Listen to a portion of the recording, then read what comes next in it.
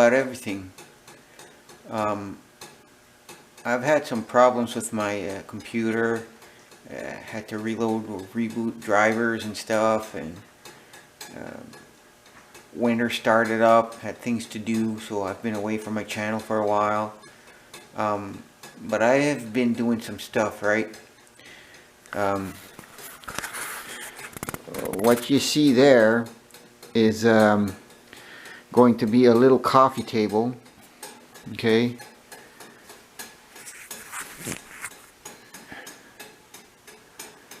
And by the looks of it, you can tell there's a taper to it. If you look at the top closely, there's a taper to it, right? A taper on that side as well. That side is straight, and that is the inside portion where the taper is.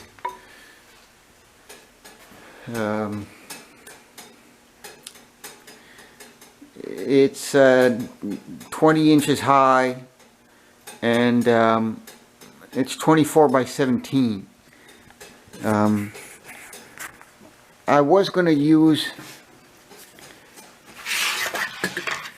this stuff here, right? They're an engineered flooring, but I was going to use that as my countertop or my coffee table top, right? I wanted to put this stuff to use, but it would require me making an epoxy top to fill in the gaps in between these floorings, and I don't know if you can tell or not, there's like cupping in it. It was made to look aged, right? Instead I went with this, and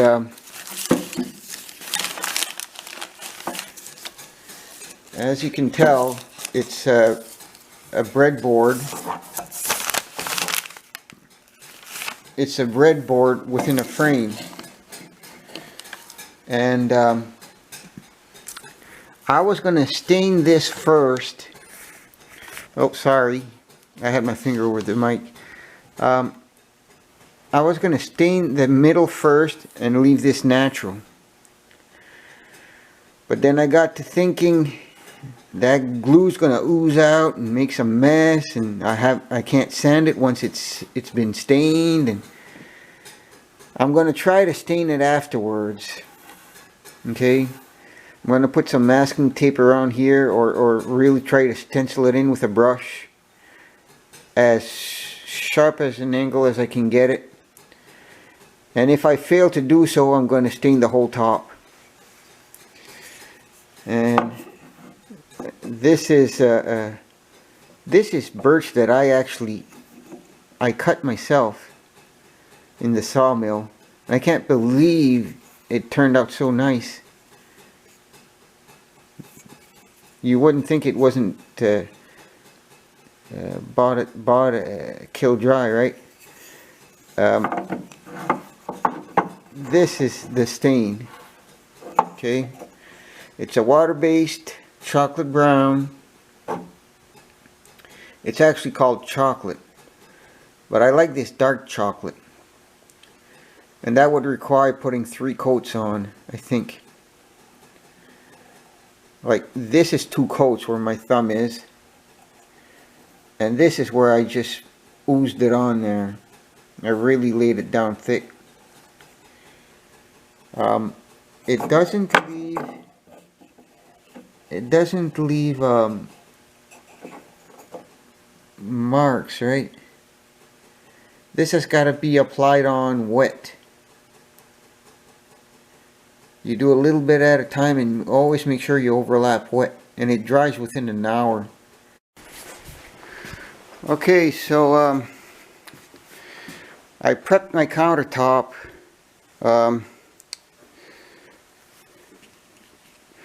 I prepped it with 100 grit, 150, and then 220. And now I'm applying the stain. Okay, It's a water-based wood stain. Okay.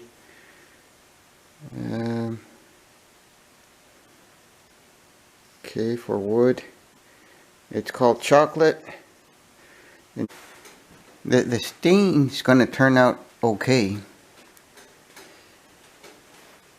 I guess it's better light than dark. Okay, but of course this is still wet. 1/4 inch chisel anyways. It's made by Sandvik. Okay, what I did was make sure it was nice and sharp, and I scraped the edge to remove the those stains. But you can see the grain, right? Some of that's really deep. Oh, that was just a piece of debris.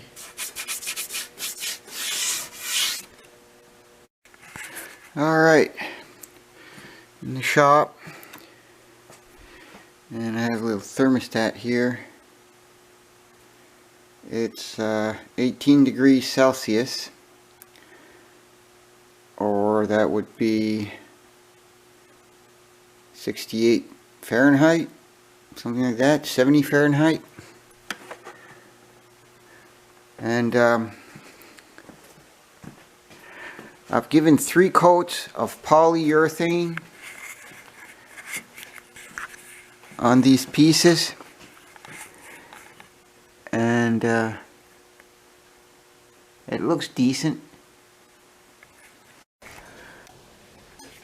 Well, today's another day, and I don't know if you can see that.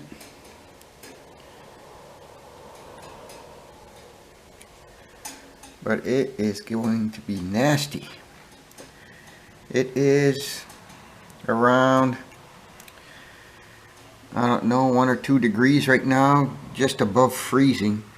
And this blew in from the north. So that's going to be nasty and cold. Well, okay, so this is the coffee table. I've assembled it, my final assembly, but I still have a few things left to do. Sorry about the windows. There's a lot of shine coming through. It looks really nice. This is something I would buy.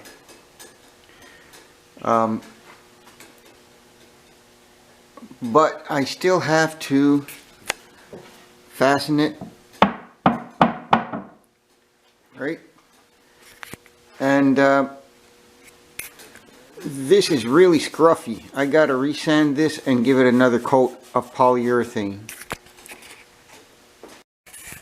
Okay, so I was going to actually, I was going to take and poke holes here, going there into the countertop so I could fasten it to it. But then I got to thinking, this is a molding. And if anybody ever took a peek underneath and saw holes in there, it sort of takes away from the piece, right? So I decided to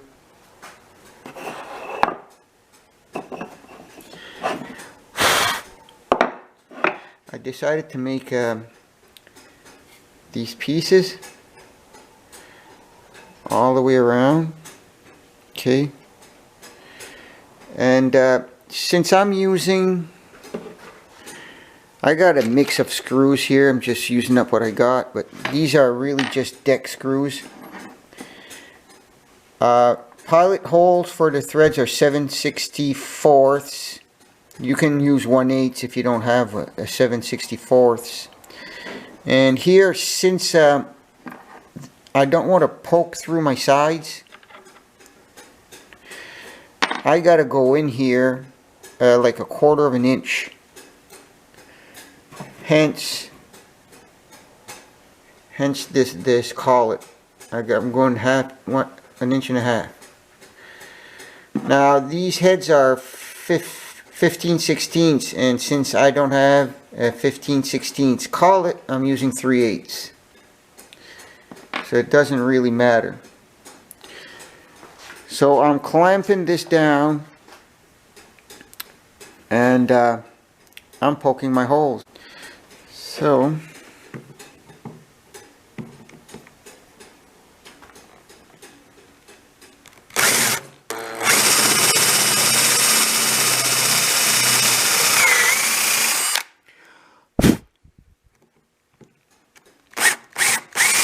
this is purely for fun, because nobody's buying stuff anymore. They're buying houses, paying crazy prices for them, and don't have any money to put furniture in them. That's not prosperity. That's desperation.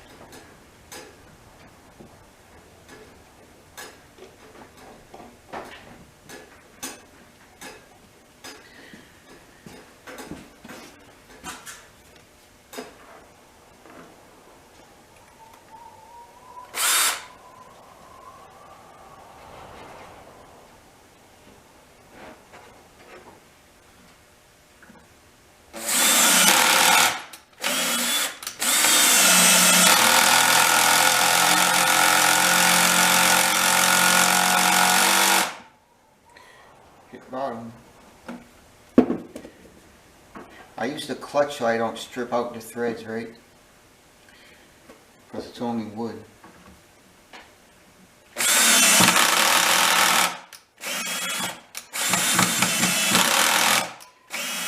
You back in and out, and it helps cut the threads.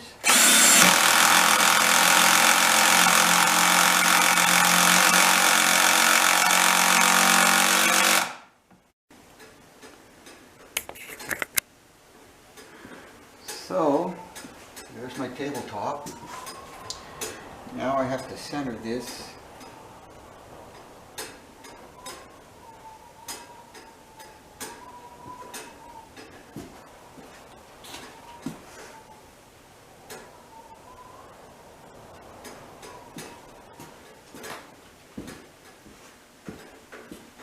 And I'm pretty close right there. And here. 7/8, 7/8, 7/8, 7/8, 7/8, 7/8. Okie dokie. Now,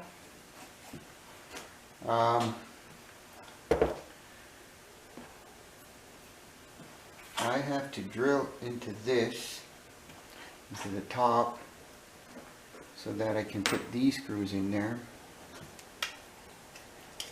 And I have 1.25 inches. And these are 2 inch. So I can go down 2 inches.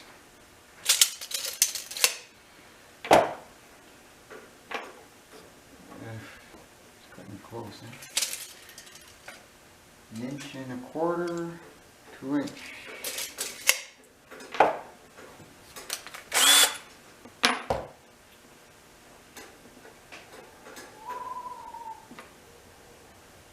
Well, maybe I can get this up across. This. Nope.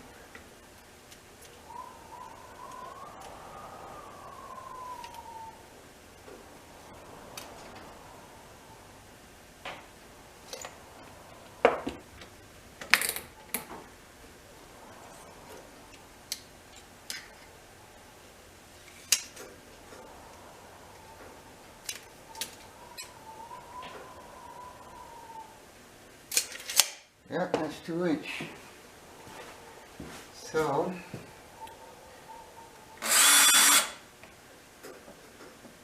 oh, I hope I have enough room.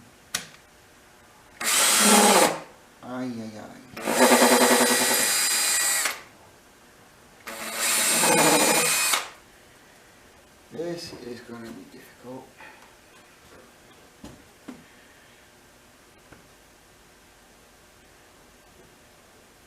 I'm going to have to make new holes on these things farther out. It's the only way the drill bit's going to fit. Oh, I hate that. Boys, I hate that.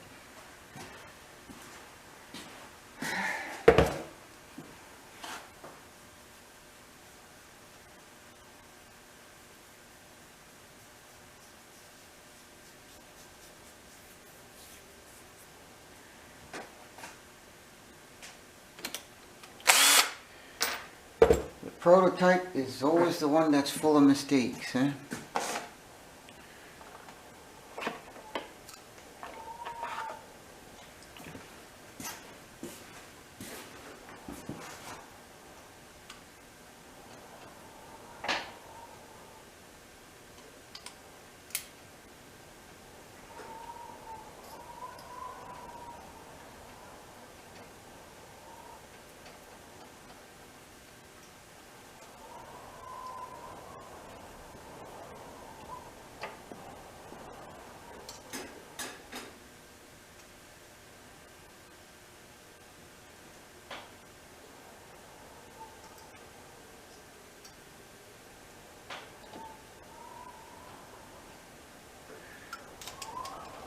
No, it's true. The prototype always has the most mistakes and errors.